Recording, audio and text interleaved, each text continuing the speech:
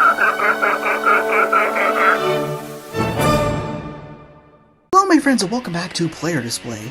Today we are not going to be doing a review, we will be doing something a little bit different because we have just passed the 1 year anniversary of this channel. And during that time we have reviewed many different figures from various scales, genres, films, brands, and it's just been a really great time. I'm so proud of this little channel that we've got going on. So I thought this would be a really good time to go over my top 10 favorite figures that we've reviewed in the last year, and that will be counting January of 2024, just because I feel like it fits in there, and the channel started kind of in mid-January anyways of 2023.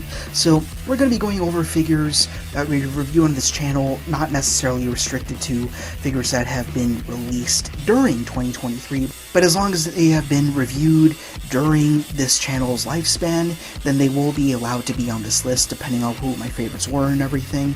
The only figures I won't be including are any customs that we did together, or custom showcases, tutorials, or anything of that matter, just because I feel like that'd be a little strange. The main goal of this list is just to show you some of the best deals, the best quality figures that I've found, and just really my general overall favorites, and some good deals that you could pick up yourself. So that's pretty much what this list is going to be.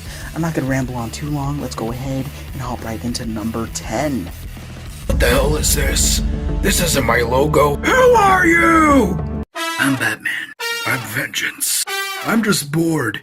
I'm dreamy. I'm Affleck. Oh, good for you! So in our 10th spot, I have the Val Kilmer Batman from DC Multiverse from the Batman 6-pack, which commemorated the Warner Brothers 100th anniversary, which I erroneously said the DC Comics anniversary, which wasn't accurate at all. But regardless, this is one of the Batman that we've reviewed on this channel, one of many, and the reason why I'm choosing this one for this list is because there's something that felt very screen accurate about it. It was just very true to Batman Forever, and also the likeness to Val Kilmer was very uncanny, something I haven't really seen with a figure before.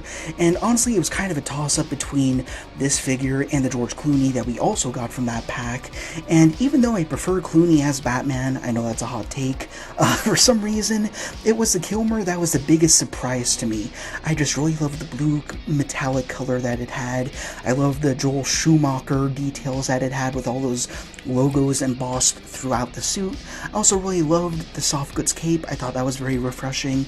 I'm a soft goods guy. I don't really prefer the solid plastic capes. I feel like they restrain the movement a lot, but on the Val Kilmer, I felt like the soft goods cape allowed him to move a lot more. The one thing that he was lacking was accessories, which can't be said for all the other Batmen in the pack, but again, hopefully they re-release him, and then he'll come with a few more special goodies, maybe an alternate head with glowing sonar vision eyes or something like that. But yeah, I just thought he was an excellent Batman figure, left a little bit to be desired, but ultimately he surprised me the most out of the Batman 6-pack, which is one of the biggest reviews on this channel, so I had to drop him in this list, and there he is at number 10. I am your father, and I am your grandfather. Wait, Dad? Next at number 9, we have a Disney Parks exclusive found in Galaxy's Edge. This is actually a figure from a 2-pack, being the Ralph McQuarrie-inspired Darth Vader from Star Wars The Black Series. He was also coupled with Obi-Wan Kenobi / Ben Kenobi as he appeared in the Ralph McQuarrie concept artwork for Star Wars, and there's just something really nostalgic about this Darth Vader figure for me. As I mentioned in that very old review, one of the first reviews that we've ever had on this channel, I am a huge sucker for the Ralph McQuarrie artwork. I just think it's such an interesting what if, should Star Wars be released in the 1960s rather than the 1970s? Maybe that's what it would have looked like. And there are so many iterations of Darth Vader before we got that final iconic helmet that we know in the films now. And as for this blue figure, also another blue figure after the Kilmer Batman we just talked about, it has a very distinctly angry looking Darth Vader, which looks really cool. And also you got that very classic Ralph McQuarrie cylindrical lightsaber lightsaber, which I thought was very retro and cool looking, and yeah, just had this really excellent aura about him. If this is a figure you're looking for, as well as the Ben Kenobi that came with him, this figure actually has resurfaced on BBTS for stock price, the same price that you'd be getting it for both of them if you were in the actual parks. Don't go to eBay, folks, that's a perfect place to get scalped, but they are a lot more accessible now. I think I might have seen them on Amazon as well. Don't quote me on that, could be wrong, but yeah, this Vader is a ton of fun.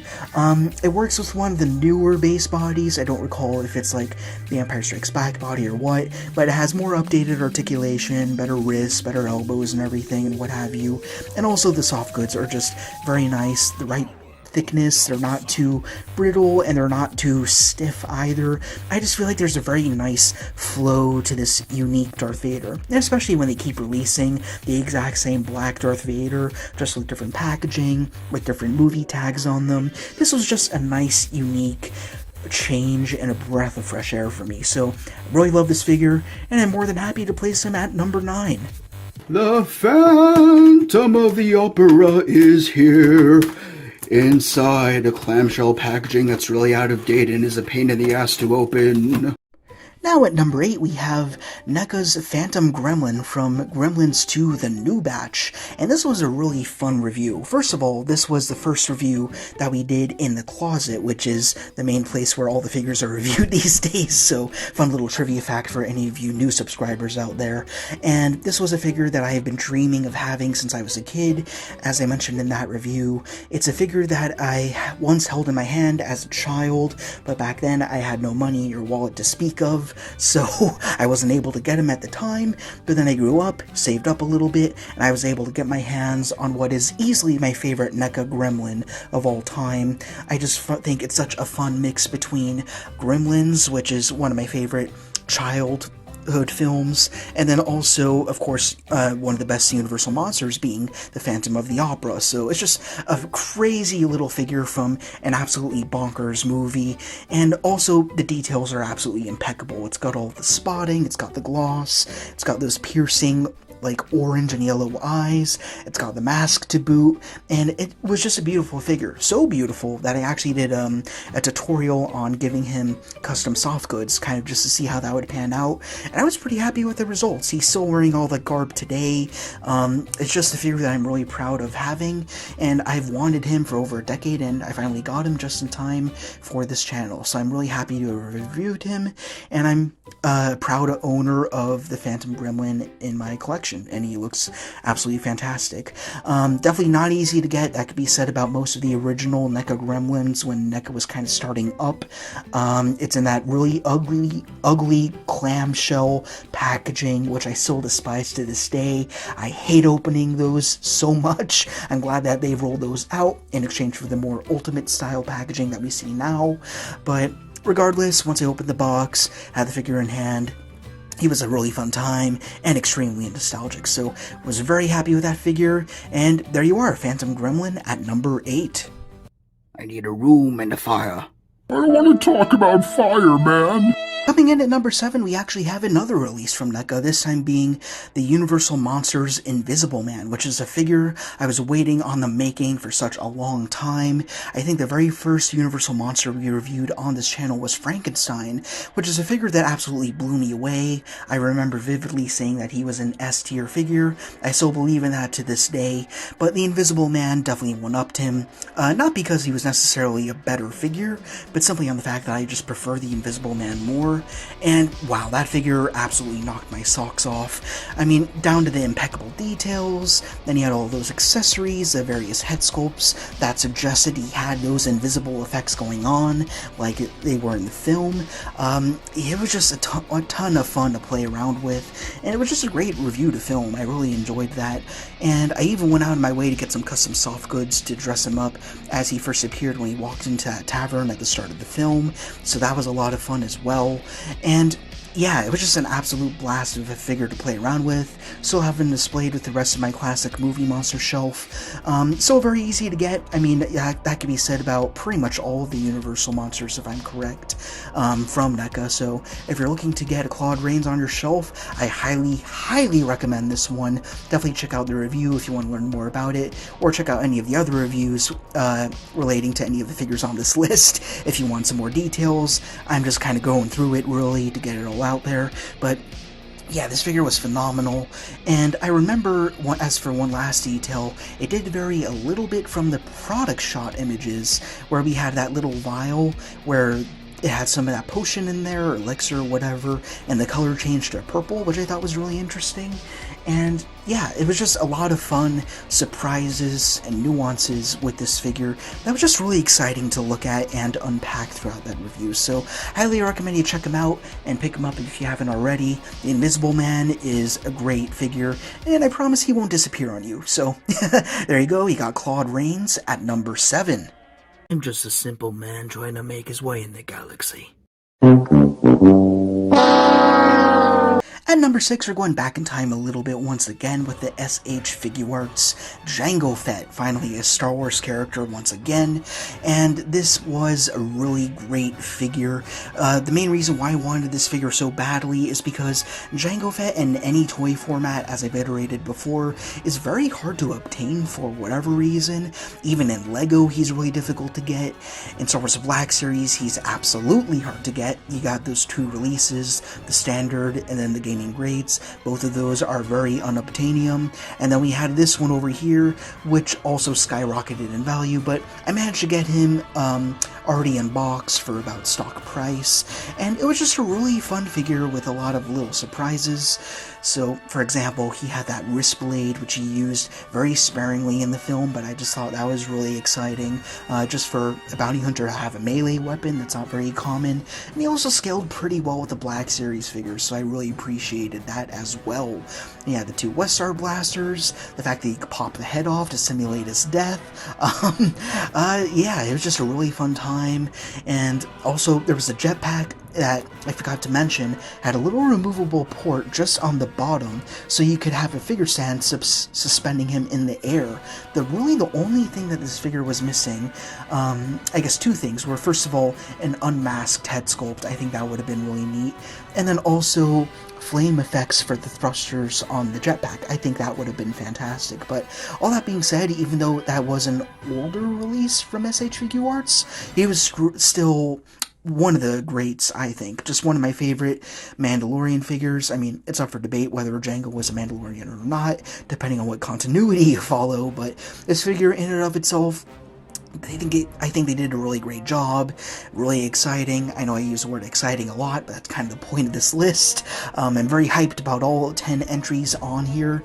But yeah, this Jango, he was one of the first ones that I was just so ready to get my camera ready for. And yeah, he's still one of my favorites. I keep him in my quick Star Wars box where I can open it up and then pull out my favorites. And then there you go, Jango's one of them. So there you are with number 6. The long face. There's no need to feel down.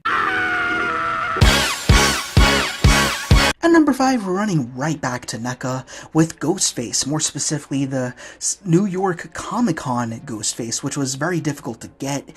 I managed to get this one online on the official NECA site, and that was a really weird process. For some reason, they had 3 days where there were very specific windows of time when you could actually pre-order these figures, and actually I wasn't even planning on getting this figure to begin with. It was my friend who pushed me to get it because she loved the Pride Mask option so much, but regardless, I put in the pre-order, I got the figure, and I was extremely pleased with it. This is the Ghostface that they should have released normally, as opposed to the Ultimate one that they released previously. There's nothing wrong with the Ultimate version of Ghostface that they did, but it's just this other one was better in just about every single aspect. I think the only thing that was the same was the not the cloak was different. It was a little bit longer, if I'm remembering right, but the base body was the same. Everything else was a whole totally new ballgame.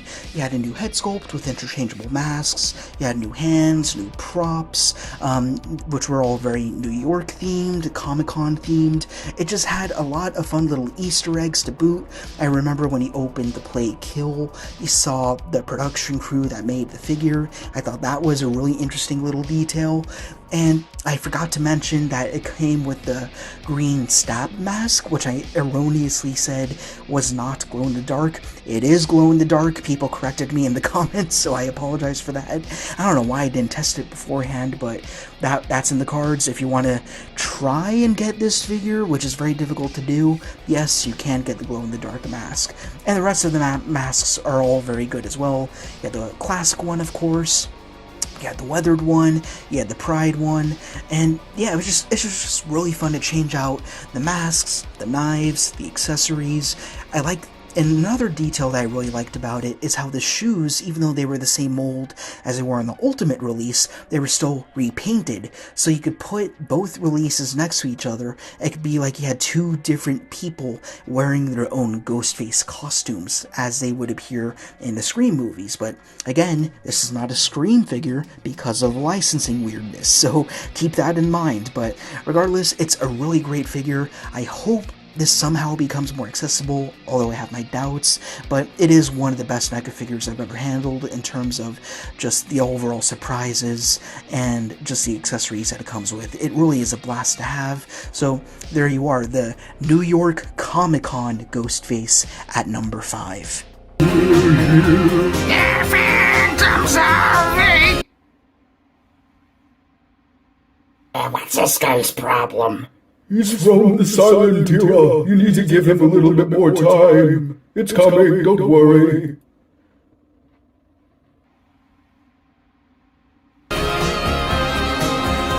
In fourth place, we are bringing back NECA as well as the Phantom of the Opera, this time with Lon Chaney Sr. himself, the original Phantom from the 1920s silent movie, and this figure also blew me away with how many accessories it has. As I've said before, NECA is my favorite figure line, that's why I keep showing up on this list, but this figure proves exactly why NECA is so great. I think that was a subtitle I had for that video when I released it, just because of the sheer amount of accessories and heads that it had the beautiful soft goods garments to put over the shoulders and everything, and it looked exactly as he did in the film, and it looked absolutely remarkable. And you could also almost have two different characters out of it. You could have the unmasked Lon Chaney heads, but you also had the masked option as well. I think people always forget about the original humanoid mask that he wore in the original film, because now you have the Andrew Lloyd Webber musical, where you've got the white mask, and that's usually what's most affiliated with the Phantom of the Opera legacy. But this figure helps to remind us of what the Phantom originally was.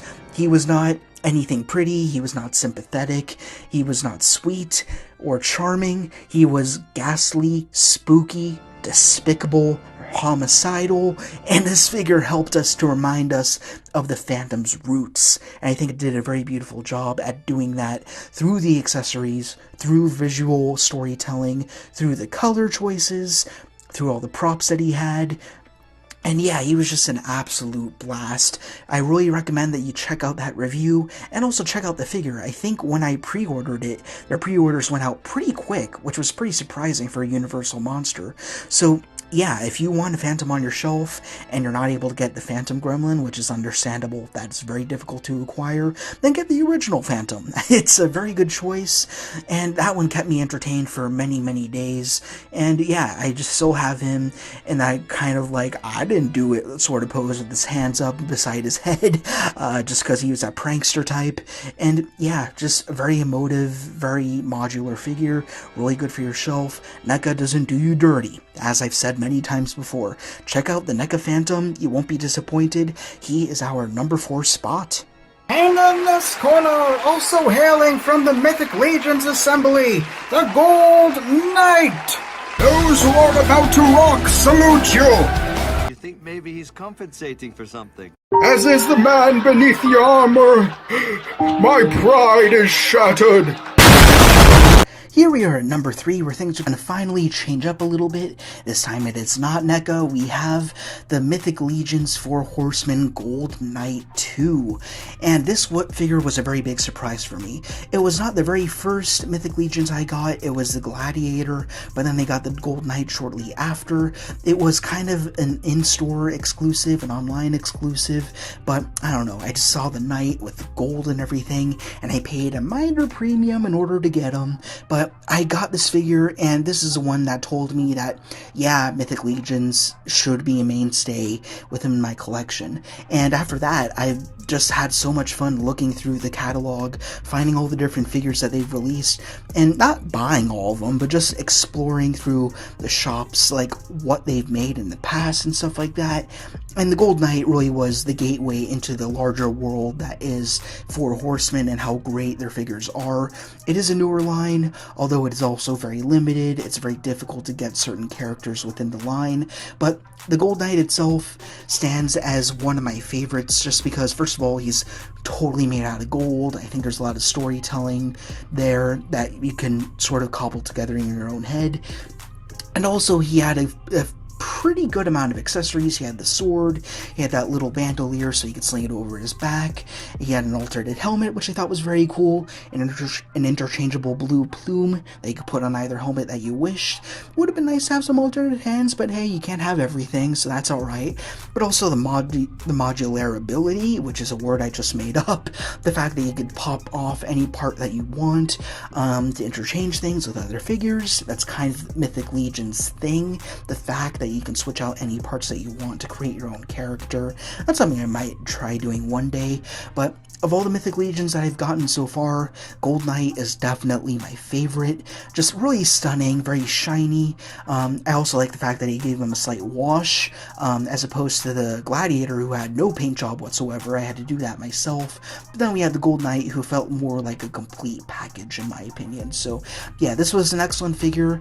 Not too difficult to acquire. You have to pay a little bit more than the usual standard Mythic Legions release, at least until maybe one day they release him normally, like everything else. But until then, I really enjoyed this figure as he is. I hope people are able to get him if they want him. And there you are, Gold Knight 2 at spot number 3. I'm Batman. My old friend, it seems you are mistaken, for I am the Batman.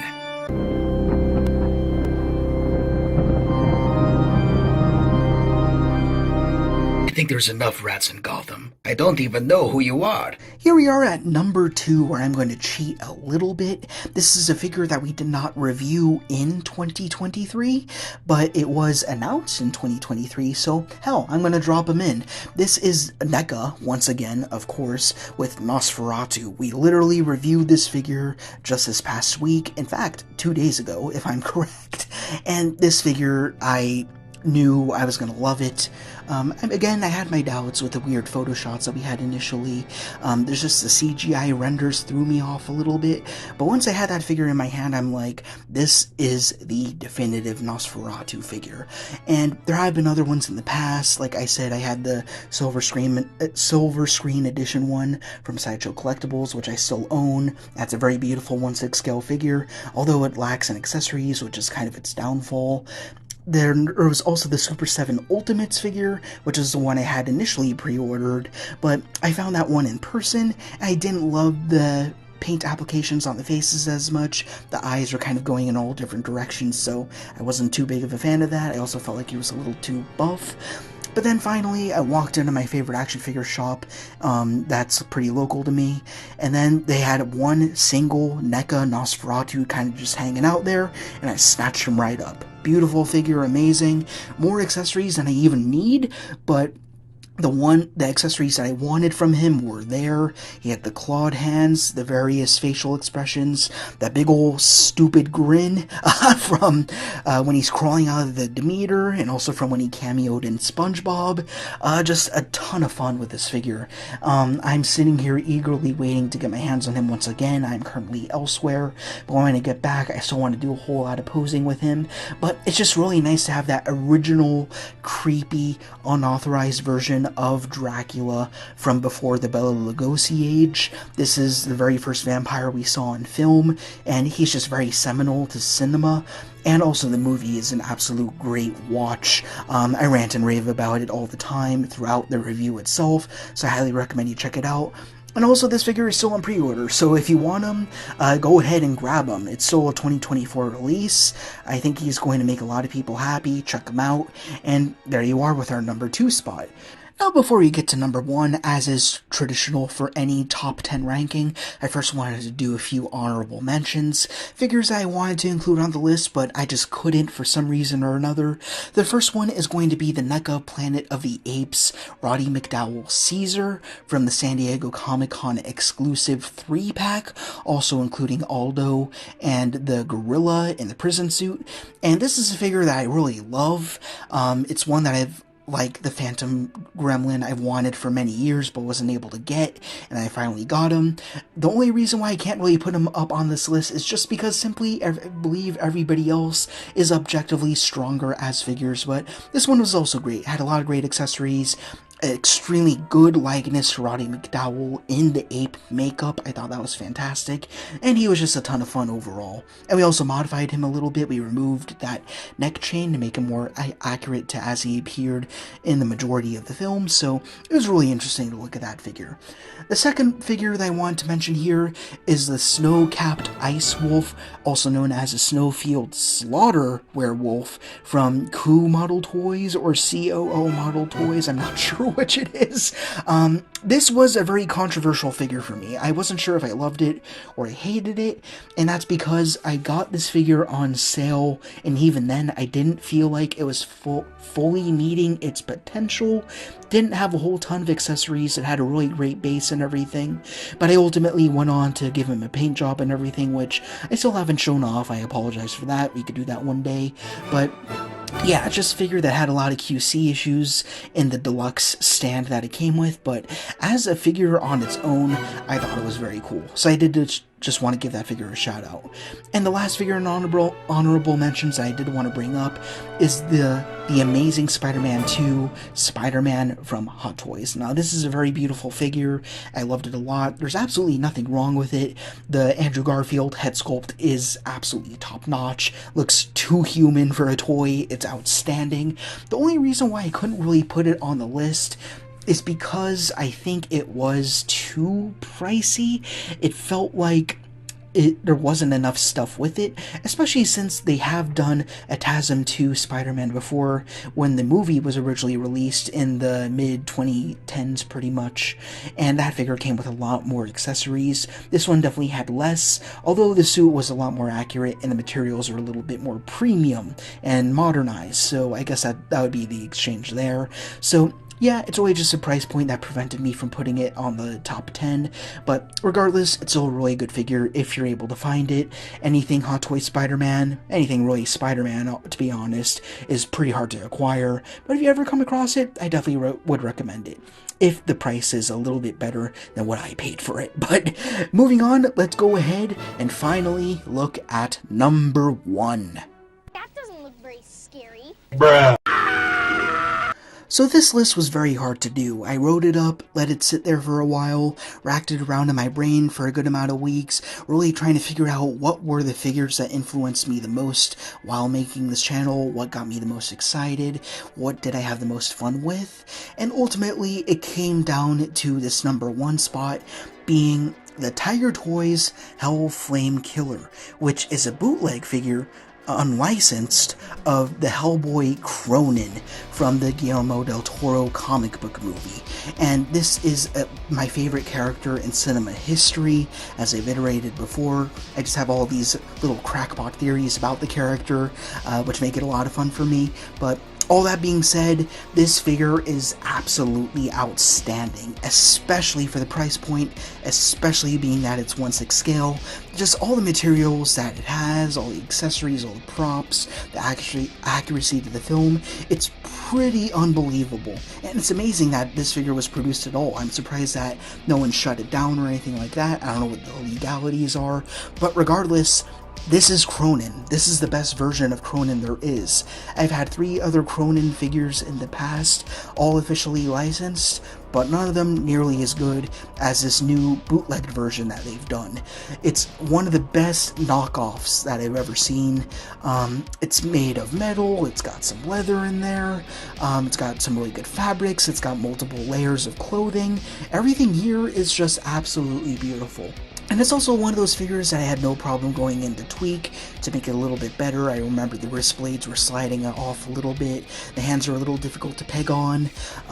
There are a few little issues here and there, but ultimately the things that are included with this figure are what allow me to ignore all the faults. It's really a quantity over quality thing, and the quality issues were no issue whatsoever. They were very easily fixed. We did a little tutorial on that together, but again, we're not ranking this figure based on the custom mods that I did. The figure as we got it was absolutely amazing. All the parts are there, very, very screen accurate.